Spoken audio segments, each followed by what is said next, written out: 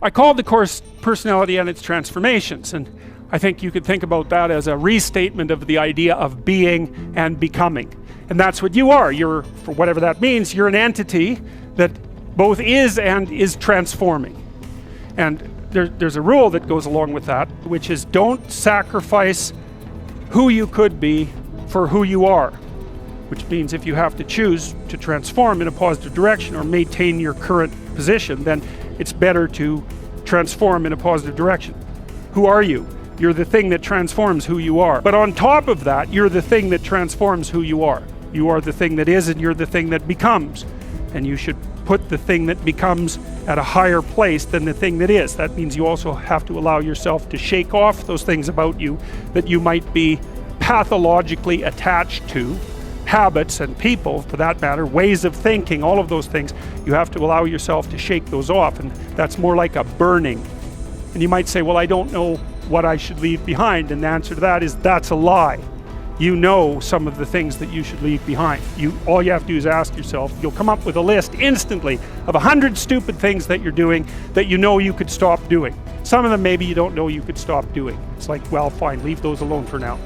But there's a bunch of things you perfectly know well that you could stop doing that would improve your life. What's behind the game you're playing? And the answer to that is all the world that you're ignoring. Always. You're trying to do well in a class, and you get a bad grade. Why did I get this C-? What is it? The answer is you don't know. Do you not know what you thought you knew? Are you not who you think you are? Do you not work hard enough? Are your values not organized properly? Do you misuse your time?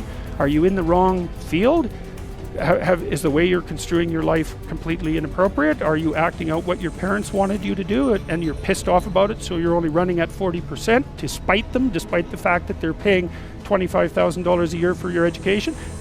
When you're in the world and something objects to you, something that matters objects to you, then in the entire unrealized world is in that thing that objects. It's all tangled up inside it. That's why it's the great dragon of chaos.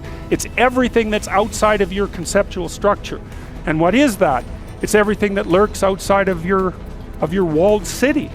Well, you get your C- and you don't do anything about it. Maybe you're a little bitter and more resentful, and your study habits get a little worse. So the next time you get like a D+, and then you collect a bunch of Fs, and then you stop going to school, and then you stop showering, right? Then you end up jumping off the bridge. And so that's how the dragon eats you when you don't pay attention to it.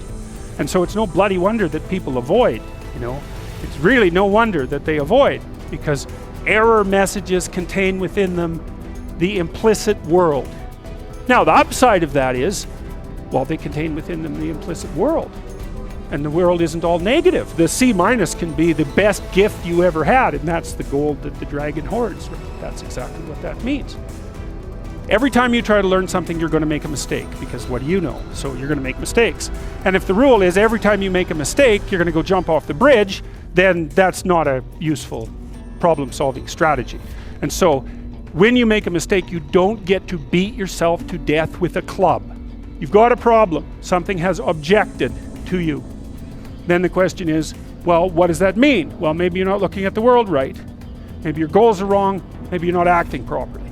It's okay. So the question that arises when an obstacle emerges is, which part of this structure needs attention? And the first answer can't be all of it, right? Because there's a piece that's broken somewhere, and then you might think, well, let's assume it's a little piece to begin with. That's the right mechanism.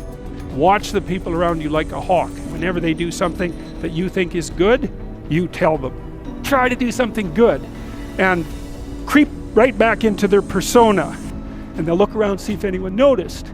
And sometimes they'll get punished for it, and then they won't do it again, so don't do that. But then now and then you think, hey, I saw you do this. That was actually pretty good. I know you don't want to, because you really want to dominate them. And you don't want them thriving, because then they'd be competition to you, and you wouldn't be able to go complain to your mother about what a miserable partner you have, and you know how delightful that is. So you have to forego all that pleasure if you actually help your person develop. So you got to get over all that. It's really annoying. It's dangerous, because they might outshine you. Well, good. Then you have someone to compare yourself to. That'd be a good deal. It's really rough with kids, because parents will stop their children from succeeding beyond them. They get jealous. So then you think, well, exactly what are you? You're not the chaos, you're not the plan. Maybe you're the thing that confronts the obstacle. And then when you know even further that the obstacle is not only an obstacle, but opportunity itself, are you so sure that this is a problem? Is that the only way that you can look at it? Or is it an opportunity? And maybe you're in the order and maybe you're in the chaos, but those can flip on you. And maybe you shouldn't be in either of those places. Maybe you should be right in the middle. That's when you go down, you see, when you're down in chaos and you don't know what the hell's going on, you have to rediscover the values that have oriented people forever. That's what you have to discover. So for example, when I'm dealing with people who have post-traumatic stress disorder, and they've usually encountered someone malevolent, they have to relearn the description of good and evil. Because if they don't, they have no framework. They're lost. They think, well, there's malevolence afoot in the world. Because the only thing that a monster won't mess with is another monster. And you might say, well, I don't want to transform myself into a monster. It's like you don't have a choice. You can either be a pathetic monster or you can be a monster with some power. Those are your options. There's no non-monster alternative. Weak or strong. And I don't mean strong like dominating tyrant strength. That isn't what I mean at all. I mean strength like functioning at a funeral strength. And that's a kind of monstrosity. And when you're down in chaos, that's what you have to rediscover. You want to be safe? Forget that. That's not in the cards. You're not going to be safe. Well, then you have to be meta-safe. And that's way better, because then you're not safe, but you know how to cope with danger. Well, fine.